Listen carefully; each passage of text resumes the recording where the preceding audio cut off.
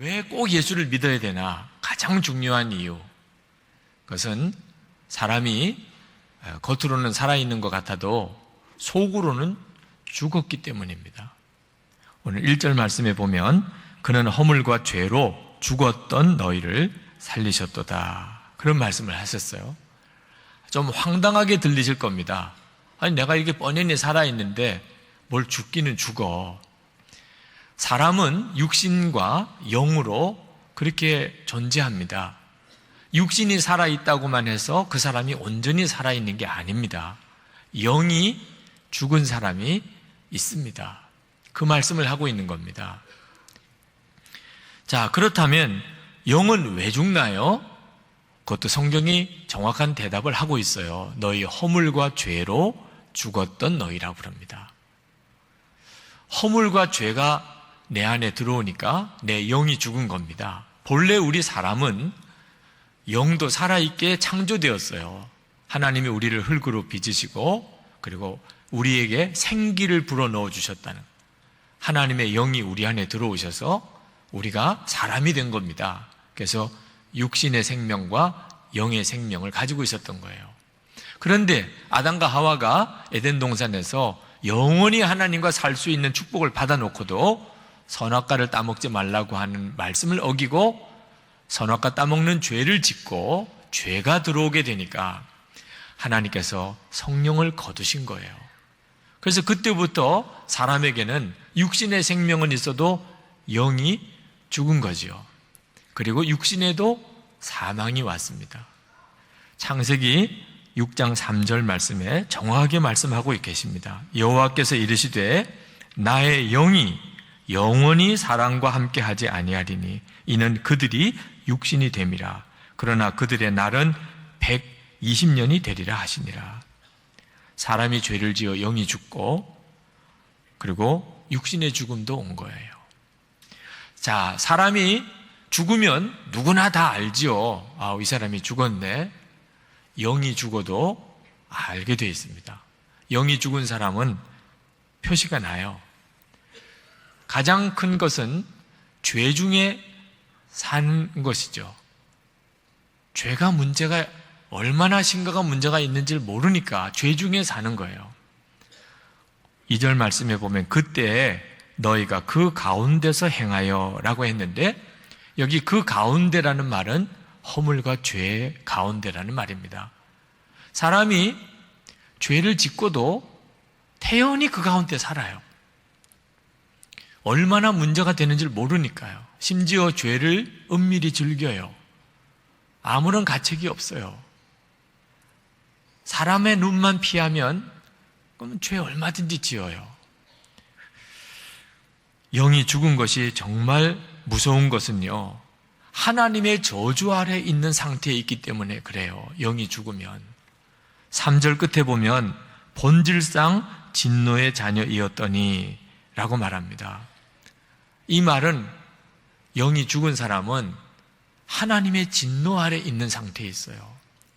그는 열심히 사는 것 같아도 결국은 하나님의 심판을 받고 지옥에 가게 됩니다. 지옥이 있어요. 많은 사람들이 지옥을 안 믿으려고 합니다. 그건 믿고 싶지 않은 거지. 실제로 지옥이 없다는 뜻은 아니에요. 어떤 성도가 비행기를 타고 가다가 성경을 펼쳐서 읽으니까 옆에 앉았던 어떤 남자분이 옆에서 이렇게 보다가 아니, 이 책에 있는 내용을 다 믿소? 그렇게 빈정거리듯이 묻더래요. 그럼요, 성경인데요, 하나님의 말씀인데요, 다 믿죠. 아유, 그래요? 아니, 이 책 속에 그 고레배 속에 들어갔다가 살아나온 사람도 있대던데, 아, 그래요? 요나라는 사람인데요, 정말 고레배 속에 들어갔다가 살아나온 사람이에요. 아니, 정말 당신은 그런 일이 가능하다고 믿소? 저는 믿어요. 아니면 천국에 가서 요나에게 물어보지요. 그랬더니 아니, 그 요나라는 그 사람이 천국에 가 있다고 말하는데 만약에 가서 없으면 어떻게 해요? 그랬더니 이 자매가 그분을 돌아서서 그렇게 이야기를 했어요. 만약에 천국 가서 없으면 아저씨가 물어보면 되겠네요. 그래서 잘 못 알아들으신 분들은 그냥 넘어가시면 좋겠어요. 천국과 지옥이 없다고 하는 사람들이 많지만 그래서 천국이 있고 없고는 아니에요. 분명히 있죠. 문제는 누가 지옥에 가느냐 하는 겁니다. 충격적인 말씀을 하고 있어요. 3절 말씀에 보면 육체의 욕심을 따라 지내며 육체와 마음에 원하는 것을 하여 하나님의 진노 아래에 있다는 겁니다. 여러분, 지옥에 갈 만한 사람은 어떤 사람일까? 무슨 엄청난 죄를 지은 사람일 거야 있어도 아니에요. 성경은 말하기를 육체와 마음이 원하는 대로 하는 사람이에요. 심각하지요? 왜? 육체와 마음이 원하는 대로 다 살지 뭘. 아니, 다 육체와 마음이 원하는 대로 사는 거잖아요. 다른 길이 어디 있어요? 하나님을 진짜 믿지 못하는 사람들은 정말 다른 길이 없어요. 육체와 마음이 원하는 대로 다 사는 거죠. 근데 그 길이 바로 하나님의 저주 아래에 있는 자의 모습이고 지옥에 가는 자예요. 그러니 이거 얼마나 충격입니까? 저는 본능에 충실하라 그런 광고 카피를 본 적이 있어요. 정말 무서운 말인데 무섭지 않게 해요. 이유는 심판이 있고 지옥이 있다는 걸 모르니까. 그러니까 이 세상 사는 동안에 그냥 본능의 충동대로 사는 거지 뭐. 심판이 있고 지옥이 있는 걸 알고 나면 누구도 그렇게 안 할 거예요. 천국이 있고 영생이 있고 영이 살아서 그것을 아는 사람들은 오히려 자신의 육체를 쳐서 복종시키며 살아요. 고린도전서 9장 27절 말씀을 우리 함께 같이 읽으실까요? 내가 내 몸을 쳐 복종하게 함은 내가 남에게 전파한 후에 자신이 도리어 버림을 당할까 두려워함이로다. 사도 바울은 자기 몸을 쳐서 복종시켰다. 누구에게요? 하나님에게. 하나님이 계신 것을 아는 사람은 하나님께 순종하는 삶이 그게 축복의 삶이고 영생의 삶을 압니다. 내 몸이 원해도 내 마음이 원해도 이제는 그게 기준이 아니니까요. 여러분, 우리가 우리 인생에 별의별 문제를 많이 만나지만 우리 인생 문제의 원인은 하나예요. 모든 문제가 다 거기서부터 나온 거예요. 그것은 내가 육신은 살아있지만 영이 죽어서 마귀에게 실제적으로는 종노릇하고 그리고 하나님의 진노 아래 있다는 것이에요. 여기서 우리 삶의 모든 문제가 다 나오는 거예요. 그러므로 이 문제가 해결되지 않으면 아무리 행복의 비전을 가지고 열심히 행복하기 위해 살아도 저주의 삶에서 벗어날 길이 없는 겁니다. 우리가 우리의 삶을 영적인 눈으로 보는 안목을 열어야 돼요. 이것은 성경으로만 보여져요. 겉으로 보기엔, 육신적으로만 보기에는 육신이 살았어요. 그리고 세상 사람들이 다 사는 대로 사는 거예요. 내 육체와 마음이 원하는 대로 살아요. 다 그렇게 살잖아요. 뭐가 이상해요? 뭐가 문제예요? 그런데 영의 눈을 뜨고 보면 그가 육신은 살아도 영은 죽었어요. 세상 풍속만 쫓아 사는 거 보니까 마귀에게 종노릇하고 있어요. 하나님의 진노 아래 있어요. 그러니 기겁할 노릇이죠. 그래서 인생 문제가 간단할 것 같은데 복잡한 거예요. 행복을 다 원하는데 불행하게 사는 거예요. 두려운 일은 우리에게는 이 문제를 해결할 길이 없다는 거예요. 우리가 영이 죽고 난 다음에는 어떻게 우리가 스스로 살 수 있겠어요? 마치 죽은 물고기가 물길에 떠밀려 가듯이 우리가 우리의 인생을 대책 없이 그렇게 끌려 사는 겁니다. 그러다가 마지막에는 지옥에 가는 거죠. 벗어나야 되잖아요. 여러분, 이렇게 살다가 끝나면 안 되잖아요. 그럼 어떻게 구원을 받을 수 있을까요? 우리에게는 없지만 하나님께서 구원의 길을 열어주셨어요. 우리는 하나님을 부인하고 하나님을 대적하고 살았던 사람들이지만 하나님은 우리를 사랑하시고 포기하지 않으시고 우리에게 다시 구원받을 길을 하나님이 열어주셨어요. 4절 말씀, 5절 말씀에 보면 긍휼이 풍성하신 하나님이 우리를 사랑하신 그 큰 사랑을 인하여 허물로 죽은 우리를 그리스도와 함께 살리셨고 너희는 은혜로 구원을 받은 것이라.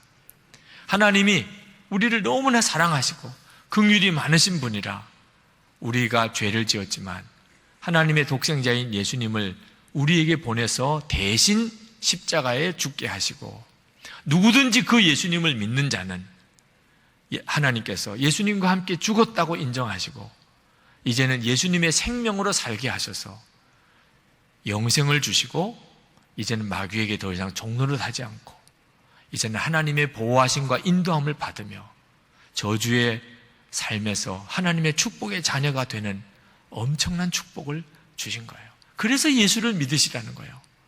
착하게 살 수 있다면 얼마든지 착하게 살면 되지요. 살 수가 없으니까. 이미 우리의 능력으로는 안 되는 일이니까. 하나님께서 우리에게 주신 구원의 길인 예수를 믿으시라는 거예요. 예수를 믿고 나면 막연하던 천국의 소망이 분명해져요. 그저 죽으면 천국 가면 좋겠다가 아닙니다. 이미 내가 천국에 있다는 것을 알아요. 6절 말씀해 보세요. 함께 읽겠습니다. 또 함께 일으키사 그리스도 예수 안에서 함께 하늘에 앉히시니. 예수 그리스도 안에 있다고 말씀하셨어요. 예수 믿으면 그렇게 돼요. 그러면 어떻게 되냐? 천국에 이미 가 있는 거예요. 예수님이 하나님의 보좌 우편에 계시니까 나도 예수님과 함께 하늘 보좌에 앉아 있는 거죠. 예수님 안에 있는 사람은 내가 천국에 가는 것에 대해서 너무나 확실한 보증을 가지고 있어요. 그래서 죽는 것도 더 이상 두렵지가 않아요. 요한계시록 13장 14절에 보면 주 안에서 죽는 자는 복이 있도다 라고 말씀하셨어요. 놀랍잖아요.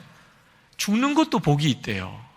예수님 안에 거하는 자는 육신의 삶이 전부가 아닌 것을 아니까 영생이 있어도 이미 확실하게 내 것이에요. 선한 일을 많이 해서 구원받는 거 아닙니다. 왜 그런가? 그렇게 살 수가 없으니까 그런 거예요. 우리가 완전히 죄의 종노릇하고 마귀에게 종노릇하다 보니 선한 일을 하고 싶어도 안 되는 거예요. 그래서 하나님이 우리에게 구원받을 확실한 길을 주셨는데 우리가 예수를 믿음으로 예수님 안에 있게 하신 겁니다. 그러면 우리는 예수님과 함께 이미 확실한 구원을 누리게 돼요. 하나님이 그것을 우리에게 분명히 믿게 하시려고 성경에 2가지 예를 주셨어요. 하나는 노아 방주입니다. 홍수 심판이 있을 때 노아 방주를 만들어서 누구든지 그 방주 안에 들어가기만 하면 구원받게 하셨어요. 방주 안에 들어간 사람, 어떤 사람인지 성경에 아무 이야기가 안 나와요. 싸운 사람도, 거짓말한 사람도, 속인 사람도 노아 방주 안에 있느냐 아니냐가 문제인 거예요. 이스라엘 백성들이 애굽에서 구원받을 때도 하나님은 이스라엘 백성들에게 구원의 길을 가르쳐 주기를 양의 피를 집 문 인방과 문 설주에다가 바르라. 피가 집 문에 발려져 있는 집은 죽음의 천사가 건너가게 하셨어요. 그 집 속에 누가 살고 있는지는 묻지 않으셨어요. 어린 양의 피가 집 대문에 발라져 있느냐 아니냐만 보셨어요. 지금도 똑같은 것을 우리에게 말씀하고 있는 거예요. 예수님 안에 있느냐 아니냐가 구원의 조건인 것이에요. 그래서 우리가 예수를 믿으라고 권하는 겁니다. 천국에 가고 지옥에 가는 조건은 그 사람이 얼마나 선한 일을 많이 했느냐, 나쁜 짓을 많이 했느냐 하는 조건으로 하나님이 판단하지 않습니다. 그렇다면 다 지옥에 가요. 예수님 안에 있느냐, 그것이 구원의 조건이에요. 하나님께서 이 놀라운 구원의 비밀을 우리에게 허락하셨어요. 누구든지 예수 믿으면 그때부터 세상 없이 행복한 사람이 됩니다. 예수 믿는 사람이, 진짜 예수 믿는 사람이 제일 행복한 사람이에요. 예수 믿으면요, 여러분, 부자 돼요. 가난이 다 떠나요. 이유는 하나님이 아버지가 되시니까. 세상을, 천지를 창조하신 하나님이 내 아버지가 되시니까 예수 믿는 즉시 그는 부자가 돼요. 먹고 사는 걱정 없어요. 하나님이 내 아버지신 거요.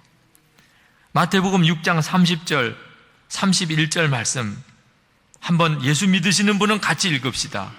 오늘 있다가 내일 아궁이에 던져지는 들풀도 하나님이 이렇게 입히시거든 하물며 너희일까 보냐.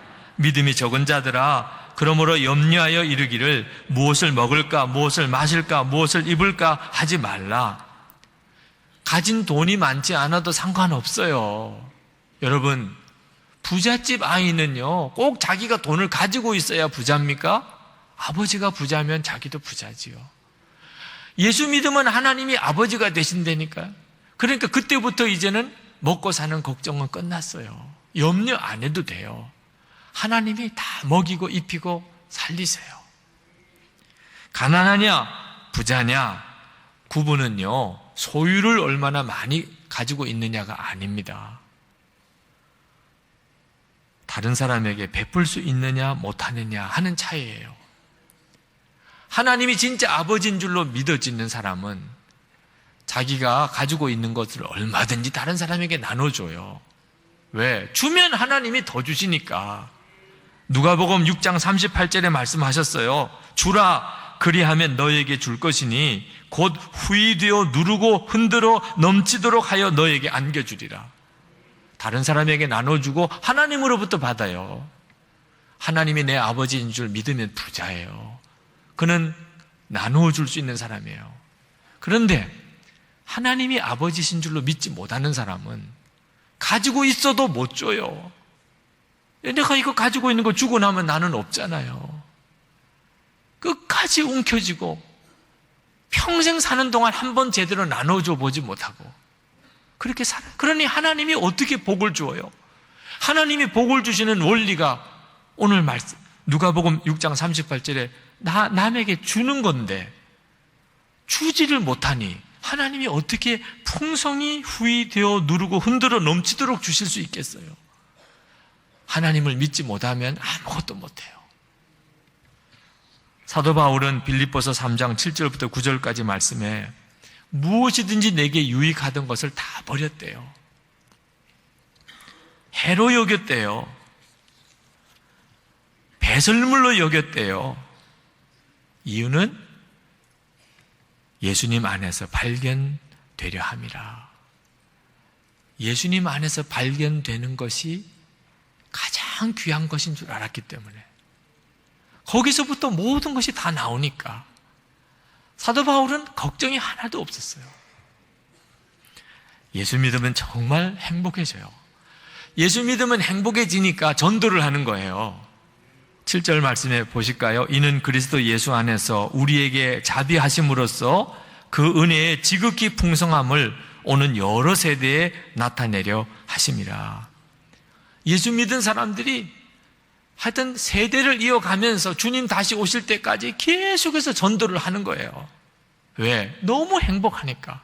예수 믿고 행복한 사람이 전도를 하는 거예요. 이번에 여러분 초청받아 오신 분들 전도 받으시느라고 힘드셨죠? 네. 그렇지만 전도하는 사람은 더 힘들었어요. 금식기도 했지요. 철야기도 했지요. 새벽마다 나와 기도했지요. 정말 여러분들 오늘 교회 모시고 오려고 얼마나 기도 많이 했는지 몰라요. 금식하면서 기도했다니까. 철야하면서 기도했다니까. 선물을 준비하고요. 그리고 잔치를 준비하고요. 도대체 왜 그렇게 할 수 있었죠? 그게 일이라고 생각하면 못했을 거예요. 예수 믿으니까 너무 좋으니까 전해주지 않으면 죄라고 여겨질 정도예요. 예수 믿으면 인생의 문제가 해결이 되거든요.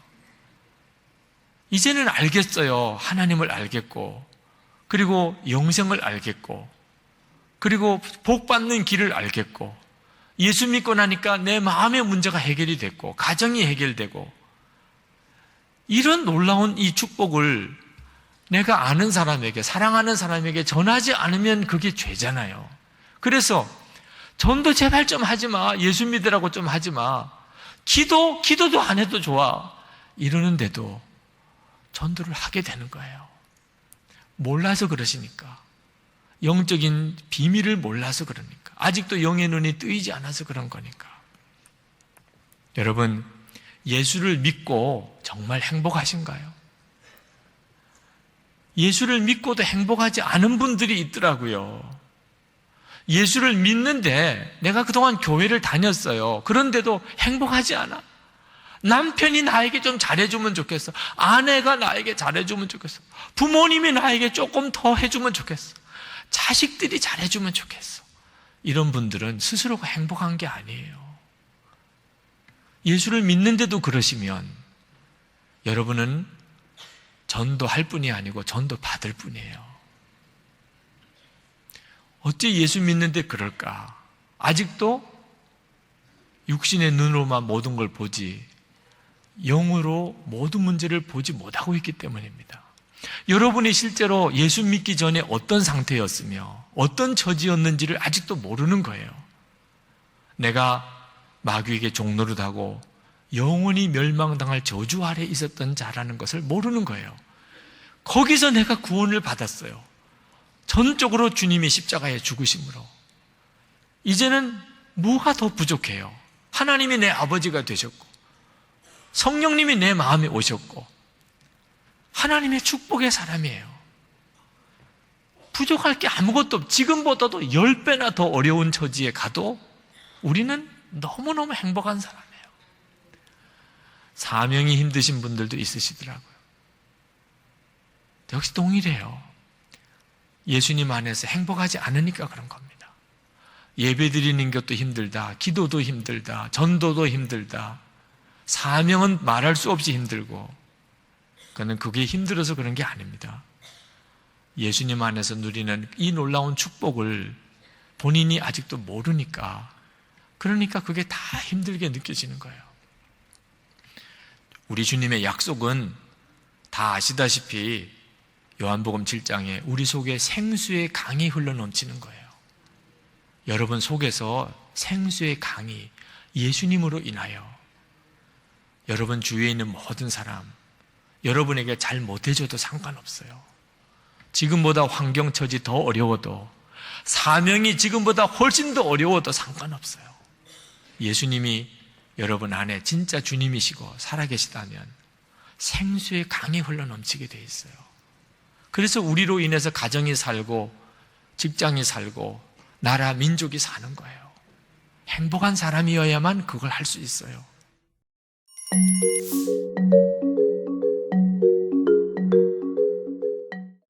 여러분 그 아합의 태도를 한번 보세요.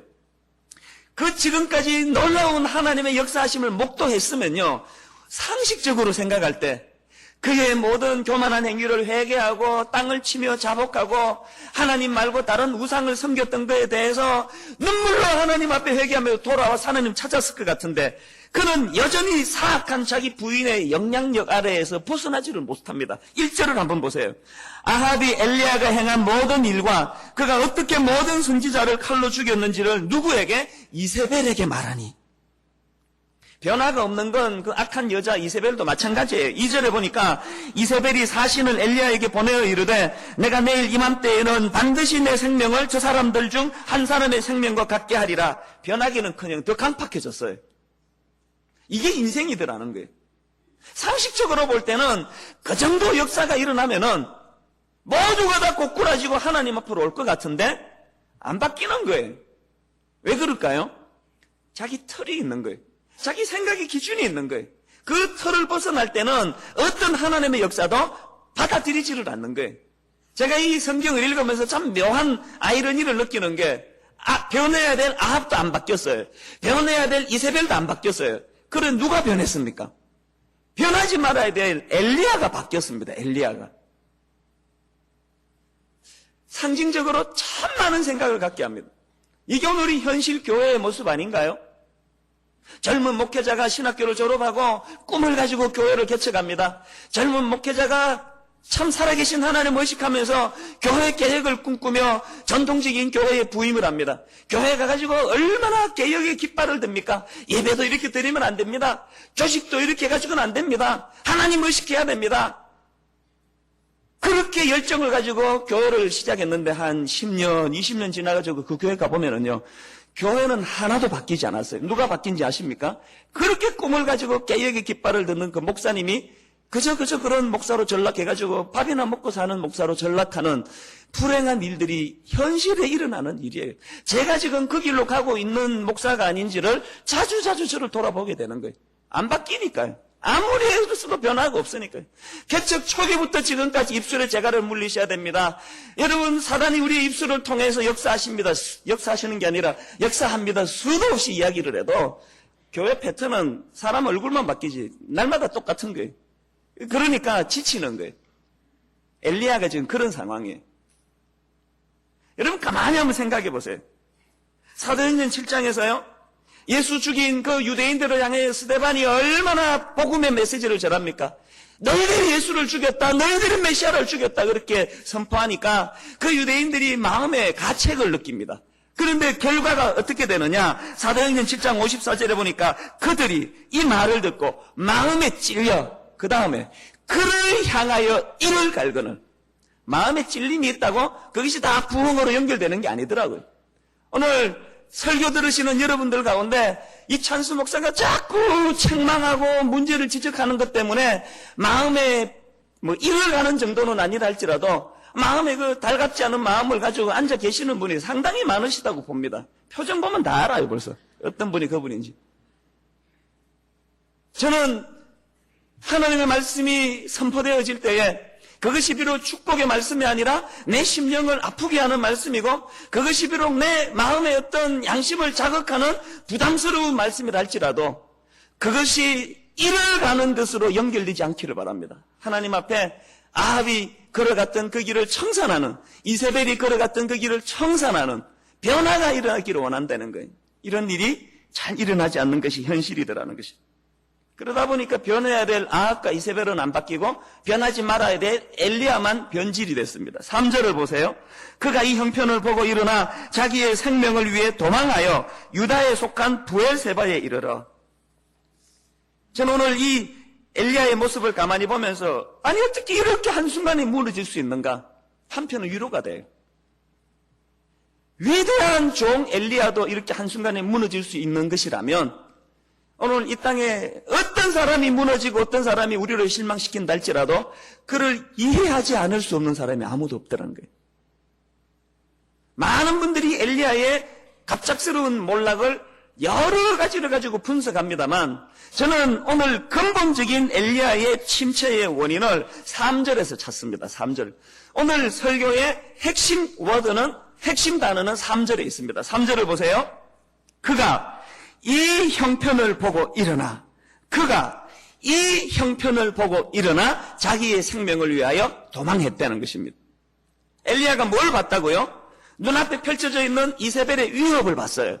눈앞에 길길이 날뛰는 이세벨의 위협하는 모습을 보고 엘리야가 무너졌다는 것입니다. 여러분, 오늘 이게 얼마나 자주 우리가 경험하는 마음 상태입니까? 나름대로 애를 썼습니다. 가정을 회복시켜 보겠다고. 남편 변화를 위하여, 아내가 바뀌어지기를 위하여, 나름대로는 얼마나 교회를 위하여 애를 씁니다. 바뀐 게 하나도 없어요. 그 남편은 더 악해지고 그 여자는 더 강팍해지고 하루아침에 무너질 수 있는 게 이 인간이더라는 거예요. 그래서 저는 이 19장에서 엘리야에게 많은 인간적인 연민의 정을 느낄 수밖에 없는 거예요. 왜? 그게 오늘 저의 모습이에요. 여러분에게 들키지 않아서 그렇죠? 수도 없이 무너져요. 수도 없이 좌절해요. 수도 없이 절망해요. 19장과 18장 사이를 왔다 갔다 하는 게 그게 저요. 그게 여러분이에요. 어제 빗속을 달렸는데 오늘 로뎀나무 밑에서 자살 충동을 느낄 수 있는 게 그게 인간이에요. 그런데 여러분, 문제가 어디에 있는가 하면요, 이세벨처럼 그렇게 설치는 여자들이 내 주변에 그렇게 많고 세상은 하나도 달라진 거 같지 않지만 그러나 세상은 변했다는 사실이에요. 여러분은 본문 속에서 얼마나 많은 변화가 있는지 아십니까? 이세벨이요, 이제 엘리야를 지 마음대로 죽일 수 없는 상황으로 지금 변화가 일어났습니다. 갈멜산 전투를 통해서 백성들의 마음이 다 엘리야에게로 돌아섰어요. 그래가지고 이세벨이 지 마음대로 엘리야를 죽일 수 없습니다. 우리 오공을 생각하시면 돼요. 오공 때 그 야당 지도자 양김씨로 표현되던 그 사람 사형 언도까지 내렸지만 못 죽였습니다. 국민들이 무서워서 죽일 수가 없었어요. 그래서 가택 연금을 했잖아요. 지금이 그런 상황이에요. 가만히 생각해 보세요. 이세벨이요, 내일 이맘때 내가 사람을 보내서 죽이겠다고 그걸 알려주러 사람을 보냈습니다. 뭘 의미할까요? 죽일 마음이 없는 거예요. 죽일 것 같으면 통보하고 그렇게 가지 않습니다. 그냥 쑥 찔러서 죽이지. 하루면 내일 이맘때 내가 자객을 보낸다, 네가 알아서 도망가라는 이야기를 하는 것은 이미 이세벨의 상황이 바뀌었다는 이야기예요. 이세벨은요, 엘리야를 죽일 힘을 상실한 상태예요. 그가 할 수 있는 건 협박밖에 없습니다. 저는 이걸 영적으로 풀이해요. 오늘 이게 사단의 모습이에요. 여러분, 예수 그리스도의 십자가로 말미암아 사단의 그 머리가 다 까부셔졌어요. 좀 격한 표현이지만 더 격하게 하고 싶은데 제가 지금 절제하는 거예요. 머리통이 다 박살이 나버렸어요. 이제 발악하면서 꼬리 좀 흔들고 있는 상황이에요. 사단은 우리 건들 수 없습니다. 아멘으로 화답하시기를 바랍니다. 사단은 우리 건들 수 없어요. 끊임없이 협박하는 거예요. 내일로 죽여버리겠다는 거예요. 너희 가정을 내가 저주하겠다는 거예요. 불행한 것은요, 이세벨이 엘리야를 털끝도 건들 수 없는 무기력한 존재였음에도 불구하고 그의 전략에 따라가지고 엘리야는 협박에 무너져 버렸다는 거예요. 지가 알아서 무너진 거예요. 오늘 사단은요, 우리를 건들 수 없습니다. 나사렛 예수 그리스도의 이름으로 우리는 모든 결박을 다 끊어버린 자유하는 존재예요. 그럼에도 불구하고 얼마나 얽매여 살아요. 얼마나 얽매여 살아요. 저는 오늘 이 말씀을 통해서 예수 그리스도가 우리에게 해주시는 자유함의 기쁨을 누리게 되시기를 바랍니다. 누구도 나를 정죄할 수 없고, 누구도 나를 함부로 건들 수 없고, 누구도 나를 비극의 자리로, 저주의 자리로 이끌지를 못합니다. 협박만 하는 거예요. 협박만 하는 거예요. 저는 여러분들이 19장에서 엘리야처럼 그 영적 협박에 비참하게 무너지지 않기를 바랍니다.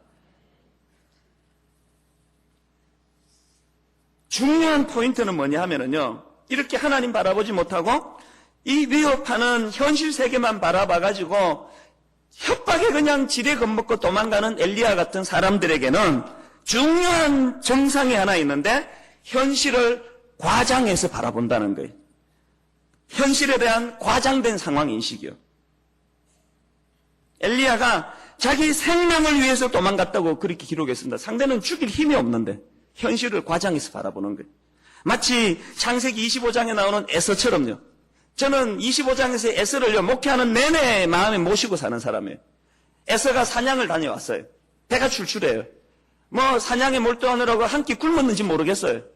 안 그래도 출출한데 자기 동생이 팥죽을 쏘아가지고 너무너무 맛있게 쏘아가지고 이렇게 이야기하잖아요. 형 장자권 나한테 넘겨주면 내가 이 팥죽을 주겠다 그럴 때 에서가 뭐라고 반응합니까? 25장 31절에 에서가 이르되 내가 죽게 되었으니 이 장자의 명분이 내게 무엇이 유익하리요?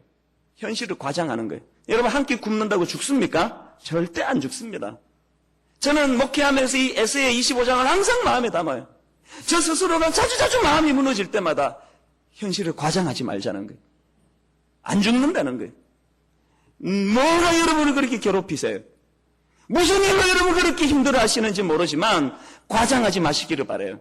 여러분 죽지 않아요. 그 정도 가지고 무너지지 않아요. 자녀가 좀 속썩입니까? 사춘기에 가출도 하고 나쁜 친구도 사귀고 이렇게 저렇게 어려움을 여러분이 야기시킨다 할지라도 과장하지 마세요.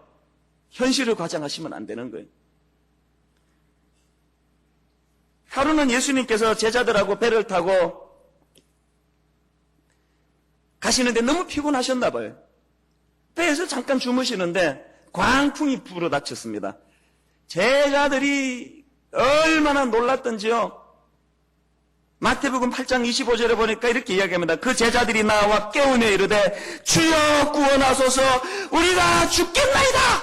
이해가 돼요. 얼마나 그 파도가 무서웠으면 그렇게 하겠어요. 그런데 그렇게 흔들어 깨웠더니 예수님께서 주무시다 일어나셔가지고 풍랑을 잠잠케 하기 전에 먼저 하신 일이 있습니다. 뭘까요? 제자들 꾸짖는 거였어요. 이 믿음이 적은 자들아, 왜 꾸짖었을까요? 주님 풍랑 때문에 멀미가 나서 죽겠나이다 그러면 몰라도 예수 그리스도가 타고 계시는 그 배가 어떻게 죽을 수 있느냐는 거예요. 현실을 과장하는 거예요. 저는 여러분의 삶 가운데 이런 에서와 같은 이런 제자들과 같은 현실을 호들갑스럽게 과장하는 너무나 못된 성품이 있다는 것, 그리고 원수 마귀가 그것을 교묘하게 이용해가지고 날마다 여러분을 어둡게 한다는 걸 인정하시기를 바랍니다. 여러분 주로 교회를 어렵게 만드는 사람들, 말로 교회를 힘들게 하는 사람들 다 침소봉대. 꼭 교회가 내일 문 닫을 것처럼 이야기하는 거예요. 사단의 공격이에요.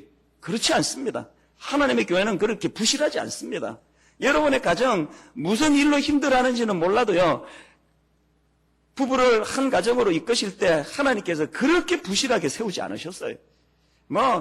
극단적인 그런 케이스가 없는 건 아니지만 현실을 과장하지 마시라는 이야기입니다. 왜냐하면 이렇게 현실을 과장하게 될 때 거기에 무서운 결과가 따라오는 거예요. 엘리야의 모습을 보세요. 첫째로 어떤 결과가 왔습니까? 말씀 공급이 차단이 되니까 그것이 현실 도피로 연결이 되더라는 것입니다. 지금까지 엘리야는 이거보다 더 어려운 상황에서도 한 번도 현실 도피한 적이 없어요.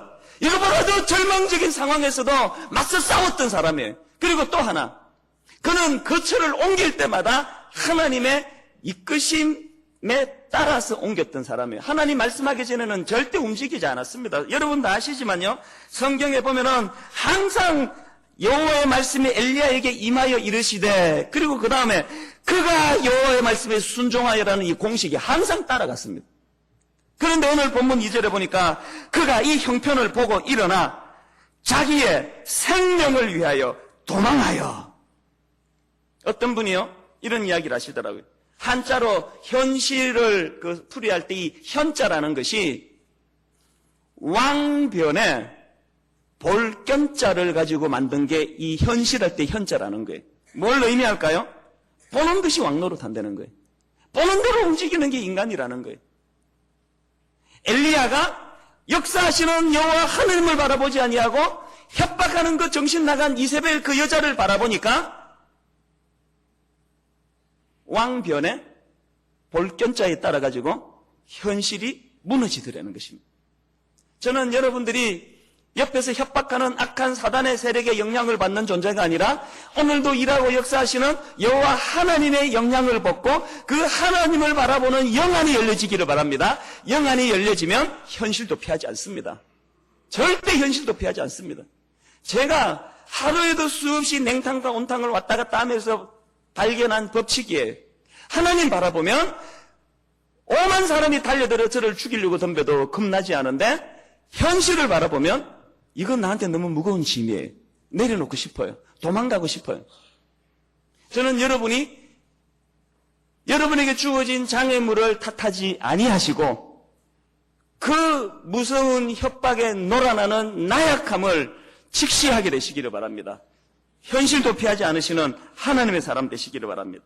두 번째로, 하나님과의 관계 단절이 고독이라는 감정 처리를 실패하게 만들더라는 것입니다. 여러분 지난주에 살펴보셨지만요, 바로 앞장 18장에서도 여전히 엘리야는 혼자였어요. 우리 나누었잖아요. 그 박수치는 사람들을 떠나가지고 갈멜산 꼭대기로 혼자 갔어요. 그리고 고독하게 머리를 무릎에 파묻고 하나님 앞에 기도하던 그런 상황이었어요. 오늘 본문에서도 마찬가지예요. 데리고 가던 사환을 두고 하루쯤 들어가가지고 로뎀나무 밑에 앉았습니다. 상황은 똑같은데 18장에서의 엘리야의 모습과 19장에서의 엘리야의 모습이 너무 다르더라는 거예요. 뭘 의미할까요? 우리는요, 겉으로 드러나는 환경에 지배받는 인생이 아니에요.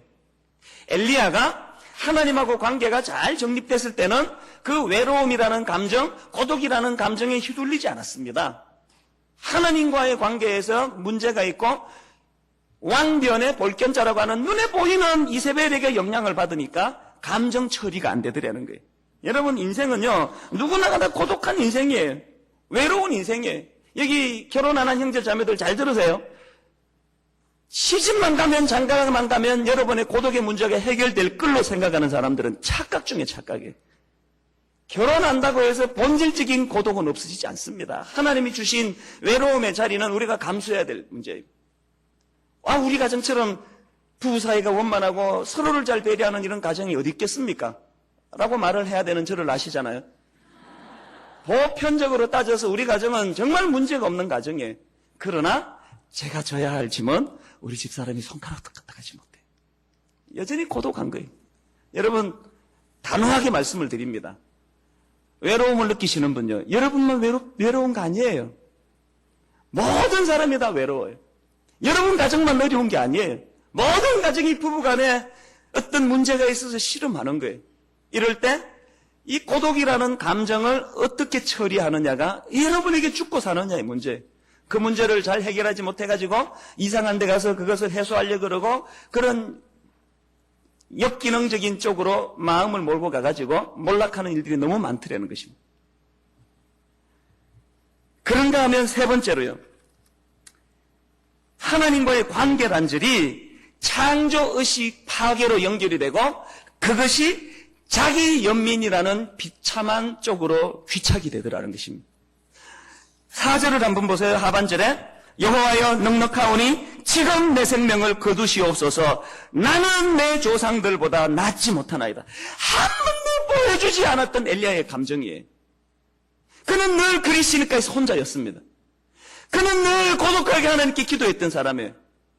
한 번도 내가 남과 자기를 비교해가지고 나는 비참한 존재라고 그렇게 말한 적이 없어요.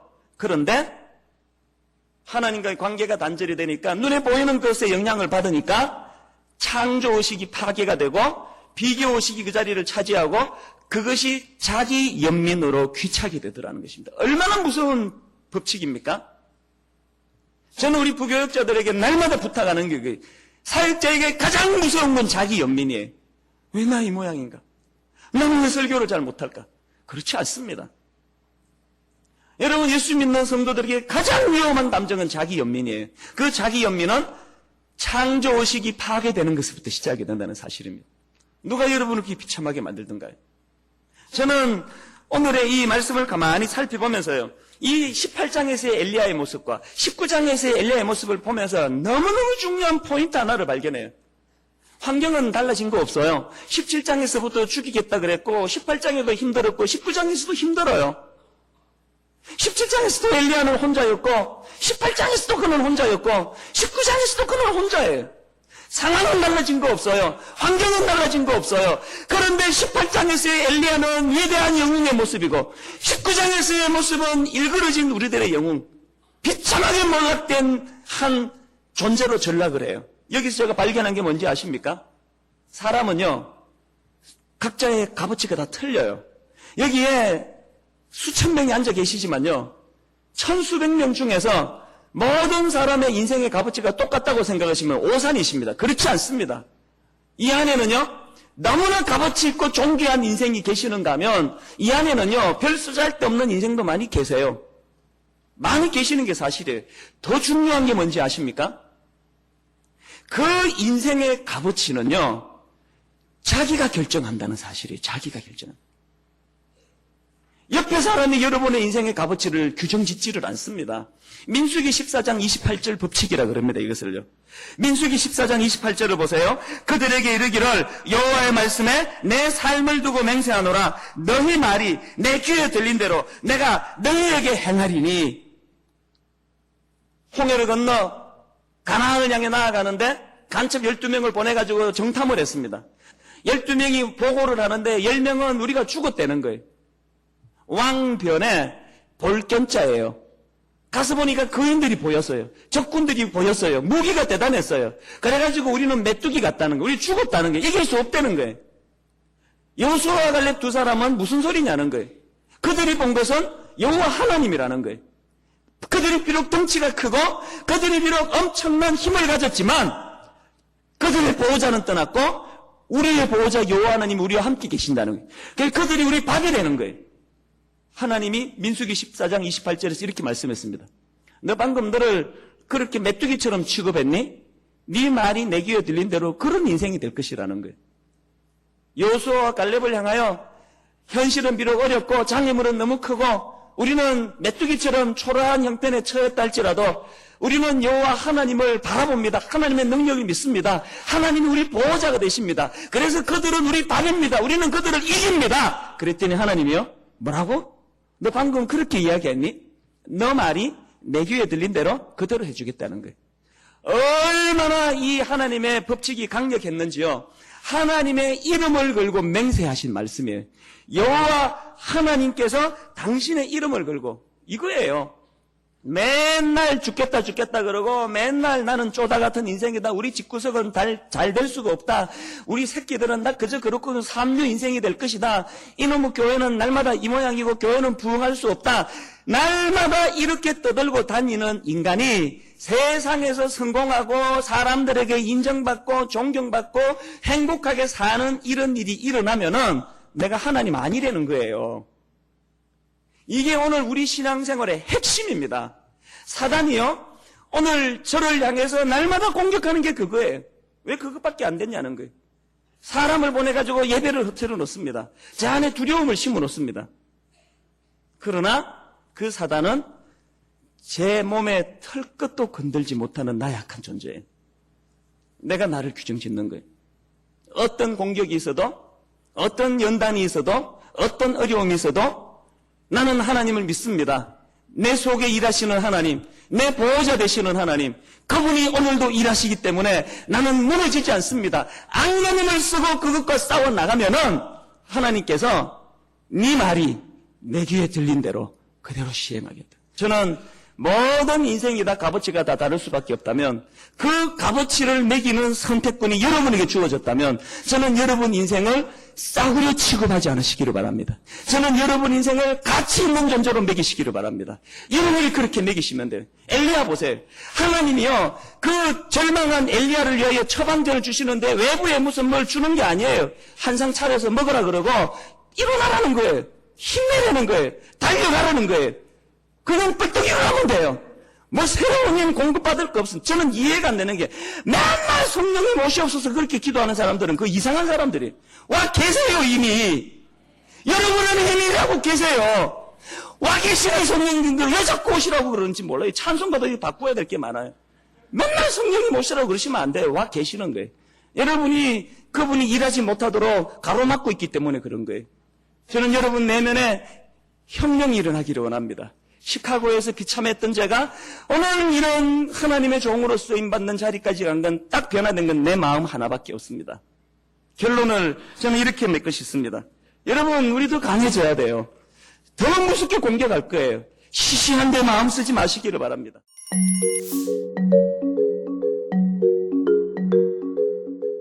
엠마오의 두 제자에 대한 이야기를 여러분들과 함께 나누어 보려고 합니다. 우리가 잘 아는 것처럼 예수님이 십자가에 달리신 후에 예수님은 이미 부활하셨는데 엠마오로 두 제자가 가고 있었어요. 그들의 믿음이 흔들렸어요. 여러분 우리들의 삶에는 종종 흔들림의 시간들이 있습니다. 그런데 저는 흔들림의 시간을 실패라고 정의하지 않았으면 좋겠습니다. 오늘 우리는 흔들림의 시간 가운데 찾아오셔서 만나주시고 힘을 주셨던 예수님을 엠마오의 두 제자를 통해서 우리들이 만나게 됩니다. 혹시 여러분들 가운데 믿음이 흔들리고 삶이 흔들리는 분이 있다면 오늘 여러분들에게 찾아오시는 주님이 여러분들을 붙잡아 주시기를 간절히 소원합니다. 흔들림이 왜 무서울까요? 우리는 흔들리는 순간에 우리들이 때때로 버림받았다는 느낌을 받는 것 같아요. 가만히 생각해 보세요. 엠마오의 두 제자가 예수님을 버렸다기보다는 예수님께서 십자가에 달리셨을 때 엠마오의 두 제자가 느꼈던 감정은 버림받았다는 느낌이었을 것 같아요. 그들은 예수님을 따라다녔고 예수님께 대한 소망을 가지고 있었는데 예수님께서 십자가에서 죽으시니 그들은 이제 버림받았다, 끝났다라고 생각하지 않았겠습니까? 그런데 그들이 실망에 쳐서 내려가고 있는 엠마오로 가고 있는, 다시 말한다면 그들의 사역의 자리였던 예루살렘을 떠나서 엠마오로 가고 있던 그 길에 예수님께서 다가오셔서 동행하고 계셨어요. 우리가 읽었던 본문 말씀이죠. 제가 다시 본다면 그날에 그들 중 둘이 예루살렘에서 25리쯤 되는 엠마오라 하는 마을로 가면서 이 모든 된 일을 서로 이야기하더라. 그들이 서로 이야기하며 문의할 때 예수께서 가까이 이르러 그들과 어떻게 하셨어요? 동행하시나 그들의 눈이 가리워져서 그인 줄 알지 못하거늘. 이렇게 말씀을 묵상하다 그런 생각이 들었어요. 우리의 마음이 흔들리면 우리의 눈이 어두워지나 보다. 마음이 흔들리면 우리의 판단력도 흐려지나 보다. 때때로 마음이 흐려지면 우리들이 헛것을 볼 수도 있는가 보다라는 생각이 들었어요.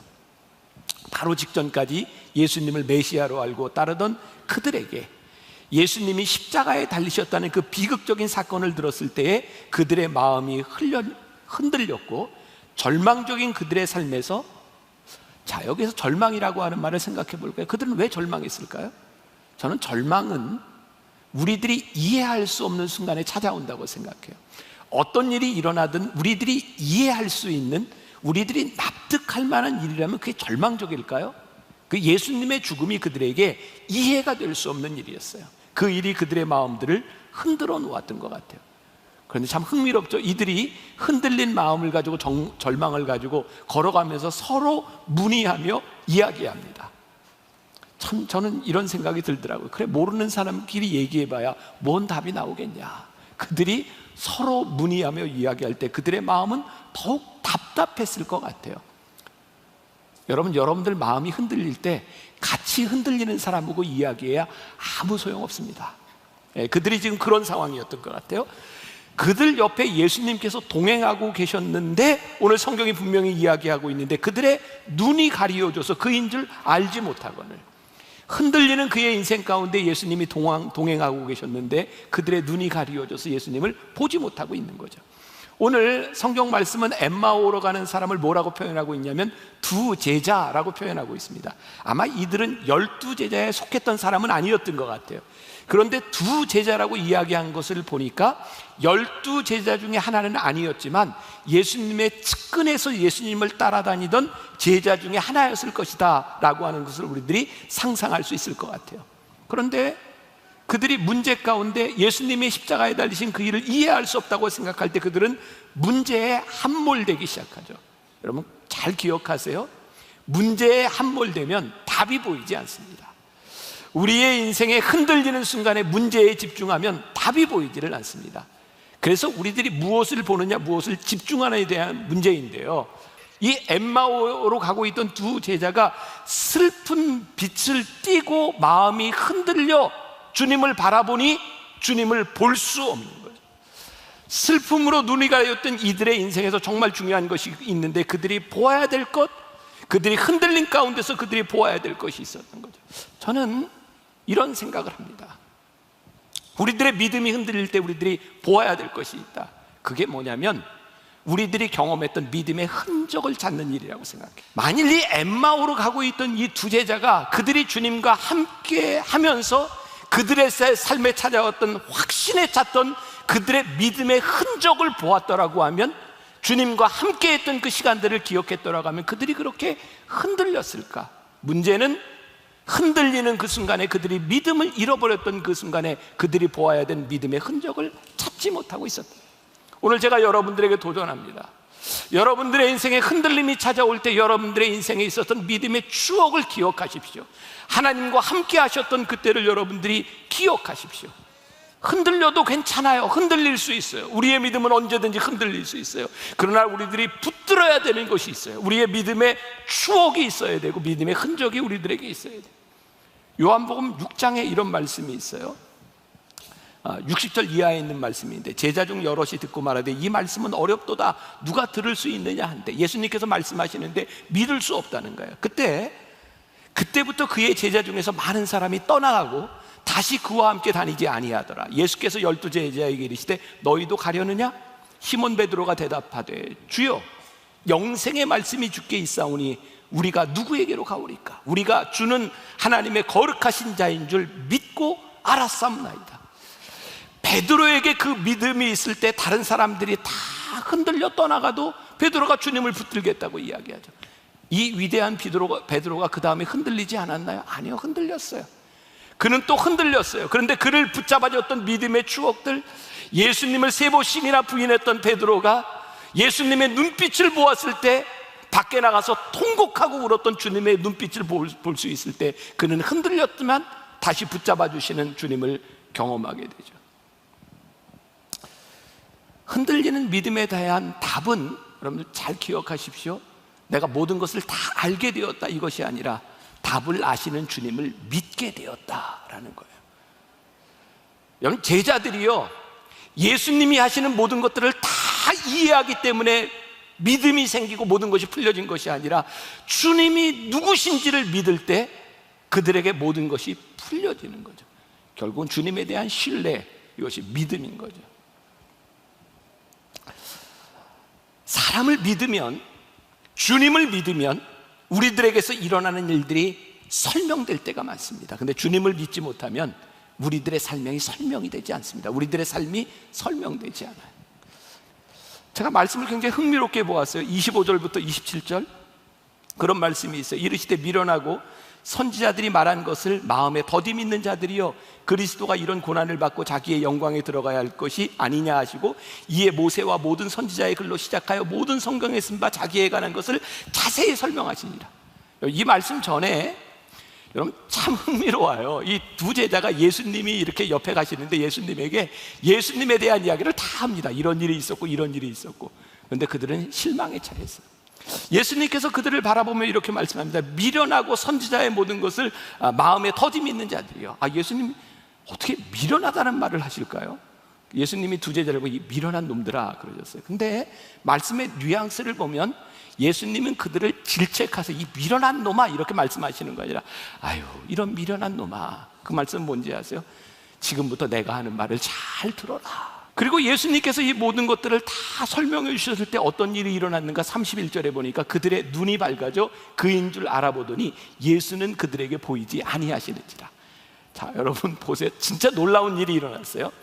예수님께서 다 설명해 주시고 나니까 그들의 눈이 밝아져, 영어 성경에 오픈, 그들의 눈이 열려졌다고 되어 있어요. 그인 줄 알아보더니 recognize, 예수님이 누구신지를 그들이 알게 되었는데 이제 그들의 눈에 예수님이 보이지 않는 거예요. 예수님이 그들과 동행하는 엠마오로 가는 그 길에서 그들은 예수님이 동행하시는데 예수님이 누군지 알지 못했어요. 그런데 예수님께서 모든 것을 설명하시고 그들의 눈이 밝아지니까 예수님이 떠나가셨는데 그분이 누구인지를 고백하게 되는 거죠. 중요한 것은 그들이 예수님이 누구인지를 알기 시작했을 때 그들에게 나타난 일이었어요. 자, 33절부터 35절 같이 봉독합니다. 33절부터 32절부터 보겠습니다. 32절부터 그들이 서로 말하되, 같이 볼까요? 시작. 그들이 서로 말하되 길에서 우리에게 말씀하시고 우리에게 성경을 풀어주실 때에 우리 속에서 마음이 뜨겁지 아니하더냐 하고, 33절 곧 그때에 일어나 예루살렘에 돌아가 보니 11 제자 및 그들과 함께한 자들이 모여있어 말하기를 주께서 과연 살아나시고 시몬에게 보이셨다 하느니라. 두 사람도 길에서 된 일과 예수께서 떡을 떼심으로 자기들에게 알려주신 것을 말하더라. 조금 은유적인 표현이기는 한데요, 엠마오로 내려가던 그들의 인생이 하얀 곡선을 그렸다면 엠마오에서 예루살렘으로 올라가던 그들의 인생은 열정으로 가득합니다. 우리의 인생은요, 내려가는 인생이 있고요, 올라가는 인생이 있는 거예요. 예수님의 말씀을 듣고 예수님이 보이지 않아 그분에 대한 확신이 생겼을 때 그들이 찾아온 것이 뭐냐면, 왠지 그들의 마음이 뜨거워지면서 그들이 예루살렘을 향해 올라가기 시작했다는 거예요. 엠마오로 내려가면서 그들이 하던 이야기는 의심으로 가득했다면 똑같은 예수님에 대한 이야기를 하고 있는데 이제는 그들이 확신 가운데 차서 예수님에 대한 이야기를 하고 있어요. 놀랍잖아요. 똑같은 예수님에 대한 이야기를 하고 있는데 의심에 차서 하는 이야기와 확신에 차서 하는 이야기들, 마음이 뜨거워졌다라고 되어 있어요. 우리의 인생에요, 우리의 마음이 뜨거워지며 우리들의 응어리가 풀어지고 우리들의 눈물을 흘려보는 그 체험, 강단에서 기도하면서 하나님 앞에 눈물과 콧물을 흘리는 체험들이 우리들에게 필요해요. 흔들림의 순간에 우리를 붙잡아 주셨던 그 열정으로 인하여 우리들에게 그 믿음들이 생겨질 때 가슴이 뜨거워지면요, 우리의 삶에 열정이 생기고요, 삶의 추진력이 생기고요, 내려가던 인생의 위로 올라가게 되는 거예요. 여러분들에게 도전합니다. 흔들려도 괜찮습니다. 근데 흔들림 가운데 우리들에게 찾아오셨던 주님으로 말미암아 우리의 마음이 뜨거워지면 돼요. 흔들렸던 엠마오로 가던 두 제자의 인생의 큰 축복은요, 주님께 대한 확신으로 인하여 그들의 삶이 바뀌어졌다는 거예요. 33절에 이렇게 되어 있죠. 곧 그때로 일어나 예루살렘에 돌아가 보니. 엠마오로 가던 그들이 예루살렘으로 돌아갔다. 이 상황이 이해가 되시는지 모르겠어요. 그들은 왜 엠마오로 갔을까요? 예수님이 죽으셨기 때문에 고난을 피하려 엠마오로 갔습니다. 그들이 예루살렘으로 올라갔다라고 하는 것은 편안한 인생을 살겠다고 올라간 것이 아닙니다. 그들은 거기에서 많은 고통과 고난과 핍박을 받아야 되는 사람이었습니다. 저는 우리 인생의 제일 큰 축복이 무엇일까? 편안함을 찾는 것이 아니라 내가 고통당해야 되는 이유가 있고, 내 삶에 핍박을 받아도 괜찮은 이유가 있고, 내가 고생을 해도 괜찮은 이유가 인생을 사는 것처럼 더 복된 일은 없다고 생각해요. 제가 만나교회 목회를 하면서 제일 복된 일이 무엇일까? 나에게 힘든 일이 있을 때, 어렵고 힘겨운 일을 걸어갈 때 그 삶이 복되다고 생각하는 것, 그것보다 더 복된 일이 있을까? 만일 힘들고 어렵고 육체적으로 힘든 일들을 지나갈 때 나는 불행하다고 생각하면 내 인생은 얼마나 불행한 사람일까? 여러분들의 삶에 펼쳐진 일들 가운데서 여러분들이 어떤 일을 당할지 모르나 여러분들의 인생이 가치 있다고 생각하는 그 일을 위하여 내가 기꺼이 죽을 수 있는 소망이 있다면 우리들 얼마나 복된 일일까? 유명한 찰스 스펄전 목사님의 설교 중에 이런 말이 있습니다. 잘 들어보세요. 누가 나더러 황금 면류관을 쓰고 한 나라의 제왕이 되라고 말한다면 나는 그에게 이렇게 대답하겠습니다. 그렇게 사소한 일을 위하여 애쓸 시간이 없다고 말입니다. 한 나라를 다스리는 왕이 되기보다 왕이신 그리스도를 전하는 노예가 되겠습니다. 스펄전의 위대한 고백 가운데 하나가요, 왕이 되는 것이 아니라 왕이신 예수님을 섬기는 노예가 되는 것이다. 우리들이 이 삶을 살아가는 방식, 섬기는 방식, 우리들이 예수님을 섬기며 살았는데 어느 날부터인가 우리들이 섬김을 받으려고 하는 것, 예수님을 하인처럼 부르고 있다고 하면 우리들에게 열정과 소망이 사라졌다는 증거이겠죠. 여러분, 제가 목회를 하면서 어느 날부터인가 목회하는 순간 제가 돈을 탐하고 명예를 탐하는 사람이 된다면 내 속의 열정이 사라졌다는 증거이겠죠. 여러분들이 이 세상 살아가면서 하나님의 뜻대로 살아가겠다고 했는데 언제부터인가 여러분들에게 편안함을 추구하며 사명을 잃어버렸다고 하면 우리들에게 문제가 생긴 것이 분명하지 않겠습니까? 그러니까 예수님을 사랑한다는 가장 중요한 증거는 내가 사랑하는 주님을 위하여 내가 더 드리고 싶고 더 희생하고 싶고 더 섬기고 싶은 거죠. 오래돼서 이제 저는 세상이 말하는 완전한 사람이 됐습니다. 왜냐하면 이제 부모님도 계시고 돌아가셨고 이제 애들 결혼까지 시켰잖아요. 완벽해요. 긍정을 좀 해주세요. 네. 이 완전체가 됐어요. 우리 애들이 결혼하고요, 저희 집에 오면 이놈들이 뭐를 그렇게 가져가려고 그래요. 딸도 그렇고 아들도 그렇고. 근데 그게 미흡지를 않더라고요. 그리고 제 아내나 저나 아이들이 이렇게 보고 좋다 하는 표정만 지어도 가져가라고 합니다. 저 아낌없이 주는 나무라고 하는 그 어린 동화가 참 많이 이해가 됩니다. 자식에게요, 주고 싶더라고요. 가져가. 더 주고 싶어요. 내가 하나님을 사랑하고 주님을 사랑함으로 인하여 내 삶이 헌신하게 되었다라고 하는 것은요, 우리들의 삶의 주님을 향한 더 주고 싶은 마음, 더 드리고 싶고 섬기고 싶은 마음이 끝나지 않는 거예요. 우리 신앙의, 개인적인 신앙의 위기, 한국교회의 위기가 무엇일까요? 사람이 없기 때문이 아닙니다. 교회에 사람이 줄어서가 문제가 아니라 이 교회 안에 믿음 생활을 하고 신앙 생활을 하는 사람들의 삶이 바뀌지 않는 거예요. 방향이 바뀌지 않는 거예요. 엠마오로 가는 인생이 예루살렘으로 방향이 바뀌지 않는 거예요. 말씀을 마무리하려고 합니다.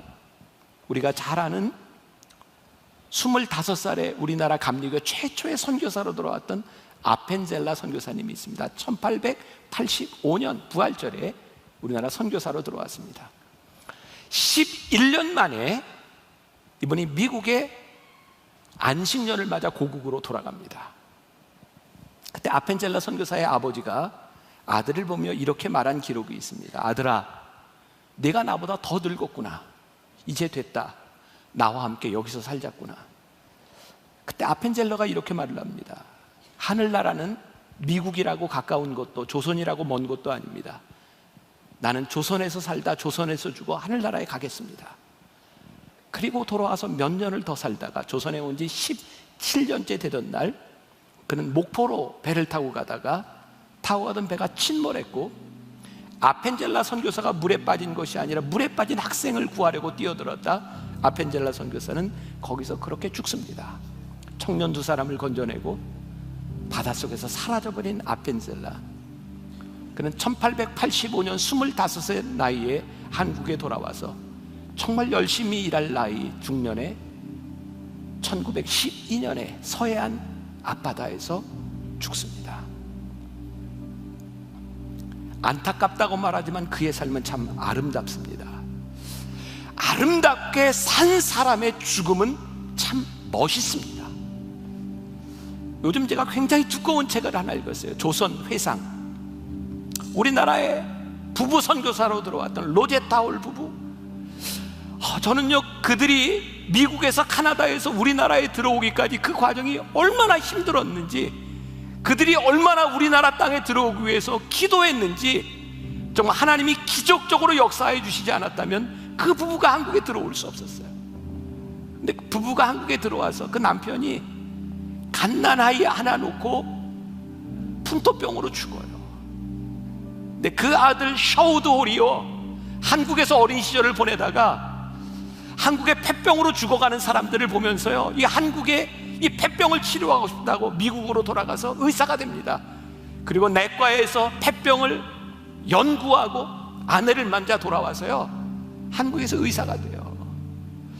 그리고 사람들이 죽이려 하고 많은 어려움에 처했을 때 그들은 이렇게 얘기합니다. 피하라고 사람들이 이야기할 때, 나 하나 죽어서 기꺼이 이 땅에 복음이 전해질 수 있다면 나는 기꺼이 이 땅에서 죽을 거라고. 제가 요즘 그 책을 읽으면서, 밤마다 그 책을 읽으면서 사명이 있는 사람의 삶이 저렇게 멋지고 저렇게 멋지게 죽을 수 있구나. 사명이 있으면 멋지게 죽는 데 관심이 있는데요, 사명이 떠나면 살아남는 데 관심이 있습니다. 때때로 우리들의 인생이 흔들릴 수 있어요. 그런데 흔들림 가운데 우리들에게 찾아오셔서 우리들에게 희망을 주시고 소망을 주시고 우리의 가슴을 뜨겁게 하시는 이로 말미암아 우리들이 그 소망을 붙들고 다시 한번 예루살렘으로 올라가는 인생이 되어야 하지 않겠습니까? 사랑하는 여러분, 저와 여러분들이 이 땅에 살아가는 동안 하나님 우리들에게 주신 소명 붙잡고 끝까지 이 길을 갈 수 있는 사람들, 우리가 주님 믿기에 흔들리지 아니하고 그 믿음으로 인하여 우리의 상황이 흔들릴 때 뜨거운 가슴으로 이 일을 끝까지 해내는 믿음의 사람들이 되시기를 주님의 이름으로 간절히 축원합니다.